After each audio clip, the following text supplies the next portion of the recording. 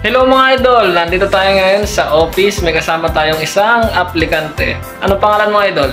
I am PNP applicant Ronel Solangon, sir. Ilang taon ka na idol? 25 years old, sir. Taga saan? I am from Teresita, Mansalay, Oriental, Mindoro, sir. Anong nararamdaman mo ngayon idol at malapit ka na maging isang pulis? Ang nararamdaman ko po this time is yung full of excitement sa panibagong ng yugto ng aking buhay at panibagong pangarap ulit, sir, sa artista, sir, na aming harapin, sir. Para kanino ba yung pangarap na yan? Ang pangarap po ito ay unang-una po sa aking sarili at sa aking pamilya, sir, upang sa gayon ay matugunan at maibigay ko lahat ng kanilang tiwala sa akin, sir.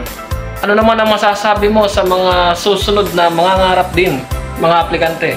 Ang masasabi ko lang po sa lahat ng kapwa ko aplikante na nangangarap na maging isang ganap na pulis ay gawin nila at ibigay nila yung kanilang best upang sa gayon ay matupad nila ang mga pangarap na maging isang ganap at responsableng pulis sa darating na mga yugto ng buhay nila, sir.